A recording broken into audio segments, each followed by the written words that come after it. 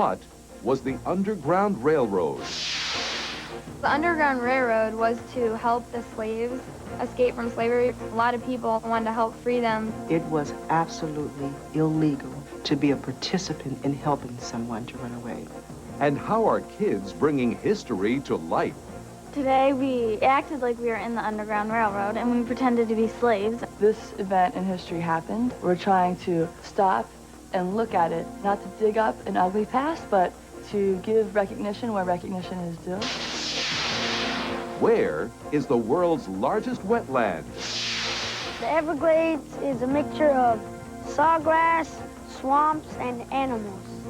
It's just a very, very wild place. And how are kids helping to save it? We have sent letters to powerful people to convince them that we should be protecting the Everglades. If we don't take care of it and we don't preserve it, they'll just all die. When is fun a drag? My name is Daniel. I am a junior drag racer. I started drag racing when I was 8 years old. And how does this young racer stay on track? Liftoff. We have a liftoff. Find out this week on the show that asks the questions. Nick News with Linda Ellerby. In 1860, just before the Civil War, there were nearly 4 million African-American slaves in the southern United States. A few brave men and women helped a handful of those slaves escape north to the Free States, or to Canada. That route the slaves took, plus the loose network of souls willing to risk their lives for strangers, was known as the Underground Railroad. Thousands of slaves made it to freedom by traveling this way. Exactly how did it work? What was it like? Some kids in Ohio set out to find out. What follows is a story worth knowing. It's our story. Amazing grace, how sweet the sound.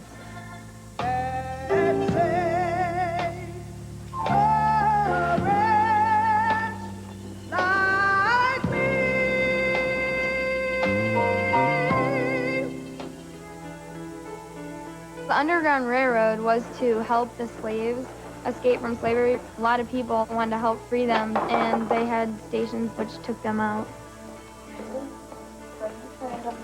Yes, I'm a friend of a friend. You all by yourself here? You couldn't look a slave owner in the eye or someone that was out to get you because they considered you as someone that was lesser than them, and they wanted you to look at the ground because that's all they thought you were. They thought you were dirt. All right! I do have something I'm gonna get some money for. You just keep looking down at the ground, at the dirt, like you are. My name is Sarah Patter, and I'm 13. Today we acted like we were in the Underground Railroad and we pretended to be slaves, and then we had a conductor and we had to stay in a group. My name is Mary, and I'm going to be your conductor. Now you can trust me, because we all know why we're running. And this is our only choice in getting the rights and the freedoms that we deserve. So be very careful. My name's Gail Doyle. My role was a conductor. It's someone who is helping the group. We tried to show people that this event in history happened and that we're trying to stop and look at it, not to dig up an ugly past, but to give recognition where recognition is due. My name is Amory DeRoba, and I'm 12 years old. If you just read out of a textbook or something, you're not going to really get a picture of how the slaves really felt or what it was really like. The Underground Railroad is made up of so many people and so many places. Many people are still confused because it can be kind of misleading. They actually think there's a railroad under the ground. My name is Kathy Nelson, and I'm the state coordinator for the Ohio Underground Railroad Association. The terms that were used were railroad terms. Those who led people were conductors. Those who may have been working in the cause were agents. Those who were the runaways were called passengers. It was against the law. It was absolutely illegal to run away, and it was equally illegal to be a participant in helping someone to run away. Well! We tried to do what the slaves did like a long time ago. A slave was an African American who was brought to the States from Africa on a ship, and then they were sold to people who had a plantation, and they would work on the plantation for their master. And so when we talk about the Underground Railroad, it's very important that we don't talk just about that piece of history, that we go back to the reason why we had to have the Underground Railroad in the first place, and that was the condition of slavery. The Underground Railroad was just one vehicle to resist that institution of slavery. I was given the opportunity to go before the House committee to testify for the House Bill 1635. That bill is called the National Underground Railroad Network to Freedom Act. It's called the Network to Freedom Act because the idea of the bill is to network all the various Underground Railroad sites around the country, and for the first time to have a national directory of those sites and to try to let more people know about the Underground Railroad experience. I'm Congressman Rob Portman, and I represent the area around Cincinnati, Ohio in the U.S. Congress. This legislation is being written by two members of Congress, myself and a congressman named Lou Stokes. Lou Stokes and I got together and decided that we would try to help explain the Underground Railroad experience to people. It's a story that's largely untold for a very simple reason. It couldn't be written down. It was illegal at the time. It was slaves who were seeking freedom. It was about cooperation between blacks and whites. It was obviously a very powerful and positive part of our history. There are so many places that if we had just a little pool of money to put a coat of paint on, or to put a marker out in front so people can at least read the marker and know and understand what important event went here. So maybe if there are national landmarks for houses on the Underground Railroad, people will stop and remember what it was like back then. There is something that we can learn from those people who stood to gain nothing from being involved in the Underground Railroad movement. It shows that people can work together. Even if there's only a couple of you, you can work together and you can achieve what your goal is.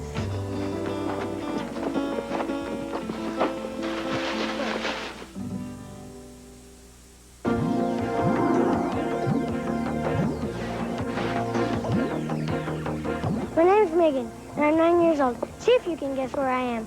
I'm sitting in front of this city's most famous feature. It's a lake that's 8 times saltier than the ocean. In fact, nothing but a few weird shrimp live in this lake. Do you know where I am? I'll tell you after this. We'll be right back after these messages. Now back to our show. Did you guess? I'm in Salt Lake City, Utah. Today, we have the Utah Jazz. And in 2002, we'll have the Olympics. This city was founded in 1847 by some people who were looking to practice their new religion in peace. They were Mormons, and the place they chose was right here, close to the Great Salt Lake. And that's where I am.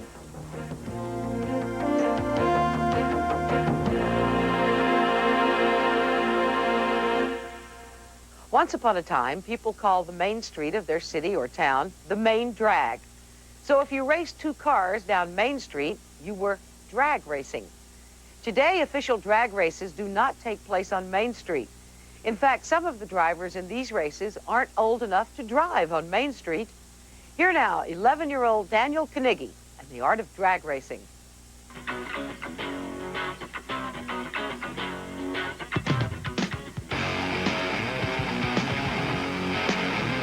My name is Daniel. I am 11 years old.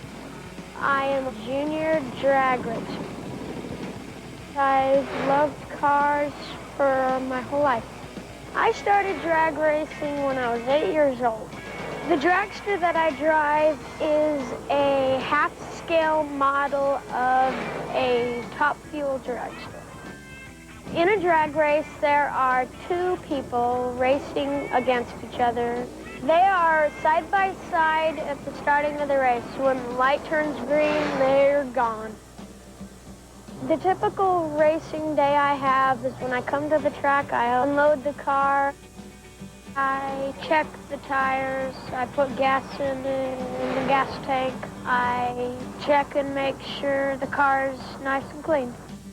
When I'm racing, I wear a helmet, 2 gloves, 2 arm restraints for my arms, and I wear a coat.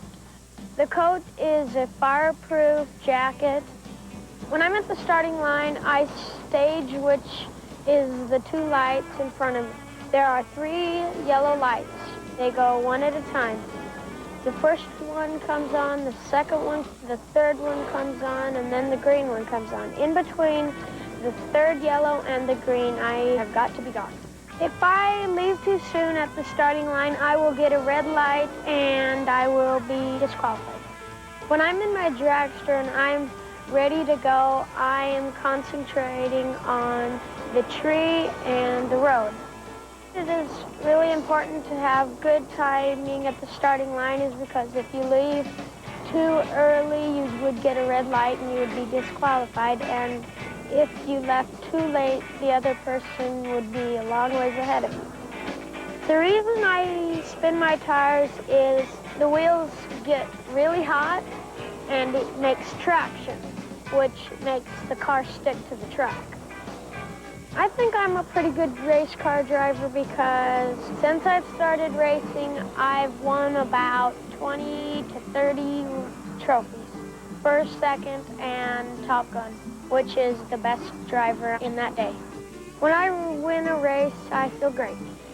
One of the things I like about racing is I like to go fast. My top speed in a junior dragster is 69 miles per hour. One of the reasons I like drag racing so much is because my dad is there. I like drag racing, and it's a time for quality time, and we do it together because we're a team.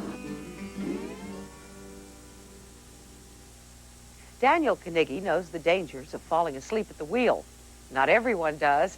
This is the story of someone who didn't. He went to the baker and forgot to rise. How's that, you ask? While you watch this, ask yourself, who's in charge here? My name is Michael Antonacci. I am owner of Ragusa Bakery here in Elmont, Long Island. One day I was coming to work and I discovered that somebody had broken into the store. My name is Detective Sergeant Robert McDowell of the Nassau County Police Department here on Long Island. What happened was when the baker came to work, he discovered that the plate glass window had been broken. And when he went in, he saw the burglar had fallen asleep behind the counter beneath the cash register. I ate a box of chocolates and fell asleep behind the counter here. So the baker calmly walked about a half a block where he called 911 to summon police assistance. And Police Officer Gianbruno of the Nassau County Police Department responded to his call and simply woke the man up and placed him under arrest, probably making one of the easiest burglary arrests he'll ever make in his career. He was out cold. I guess he got a good night's sleep, but it didn't have a very happy ending as far as he was concerned.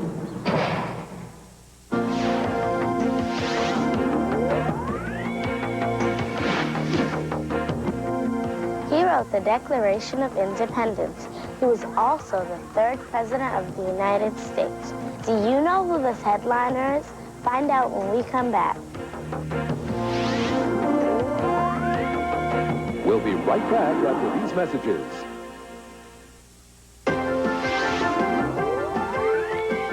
And now back to our show. Did you guess? This is Thomas Jefferson. This founding father of our country taught himself law, science, architecture, philosophy, and history. And sometimes he used bad manners because he thought good manners could make people uncomfortable. To find out more about Thomas Jefferson, check out the library.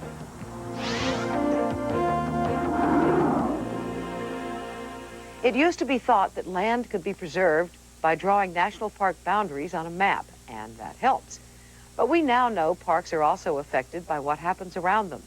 One of our national parks, the Everglades, is in trouble. It's being polluted by runoff from surrounding areas. Saving the Everglades is not easy. Maybe it's not even possible. But some kids have decided to try. Here's their story.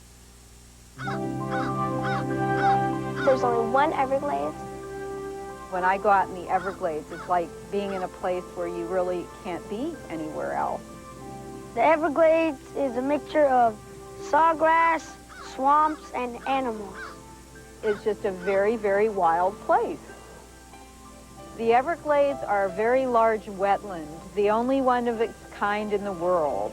It's a very long, flowing body of water. The Everglades ecosystem is in South Florida. It stretches from the Kissimmee River down to Florida Bay, over 100 miles long. My name's Joette Lorian, and I'm the president of Friends of the Everglades. We speak for the Everglades because it can't protect or speak for itself. It's important to me to save the Everglades because it's only one place in the world. My name is Simone, and I'm 10 years old. I'm a part of the Young Friends of the Everglades group. It's a group of kids, and where we try to help save the Everglades for our future generations. We're trying to keep the water clean of the Everglades. My name is Alicia, and I'm 11 years old. We have sent letters to powerful people to convince them that we should be protecting the Everglades.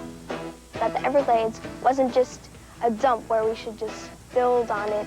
It looks to a lot of people like it's just basically a big old useless swamp, but that's not what it is. Wetlands are very important to protect our water supply from pollution. They're very important because they're homes to wildlife. Really, the excitement of the Everglades is in the biology of it and in the things that exist deep in the swamp. I go out in airboats to educate people about the Everglades. An airboat ride is really loud, but it's a lot of fun. The Everglades is a river of grass. The major plant that makes the Everglades what it is the sawgrass, which is a very large grass, and it whistles in the wind. It's a very subtle place, so you have to look to see the things that exist there. In the Everglades, you have all the different wildlife and plant life. My name is Houston, and I'm 17 years old. I belong to the Miccosukee tribe. The Everglades, first and foremost, is our home.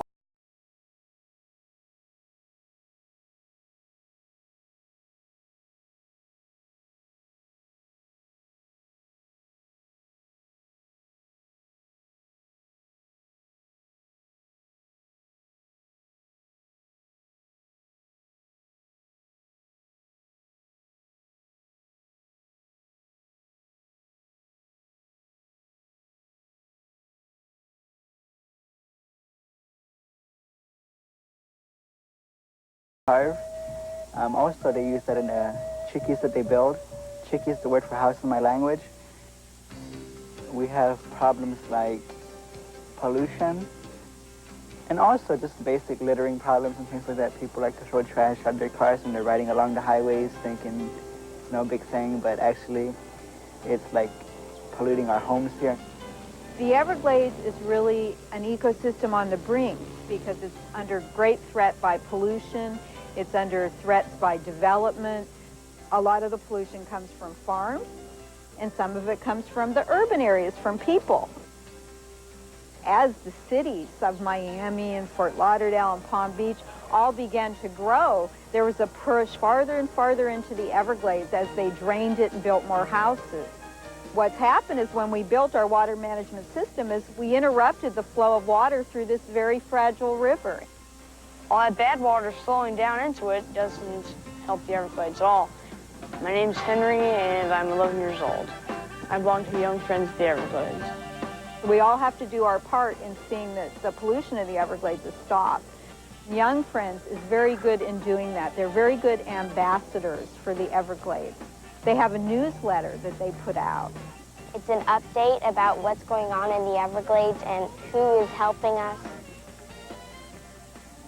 If we don't take care of it and we don't preserve it, and we just leave it and we just develop on it, it'll just all die. We can't just sit back and think it's safe. The Everglades is not safe yet. President Thomas Jefferson once called the idea a little short of madness. But by the time the idea was made reality, it was being hailed as the greatest engineering marvel in the world. The Erie Canal, finished in 1825, is anything but short. It's 363 miles long, and that means it's in a whole lot of backyards.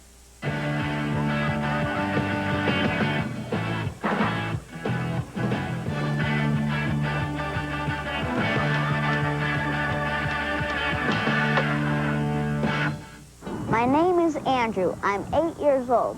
This is my brother Chris, and the Erie Canal is in our backyard. It goes from Albany, New York to Buffalo, New York. It took 7 years to build the Erie Canal. The Erie Canal is 363 miles long. They used the Erie Canal for transportation. They transported people, food, and luggage. The boats were called packet boats and line boats. The boats were pulled by horses and mules. The animals could pull more weight in the water than they could on land. The Erie Canal was important because it helped open up the West. So come ride the boat at the Erie Canal. This edition of Nick News is brought to you by Action. If nobody had taken action to help get an underground railway going, thousands of people would never have escaped slavery. If nobody takes action now, pollution can and will destroy the Everglades. Look around you. What part of your world can be made better by your own actions? Sure, you may be disappointed if you fail, but you're doomed if you don't try. This is Nick News. If you want to know, ask.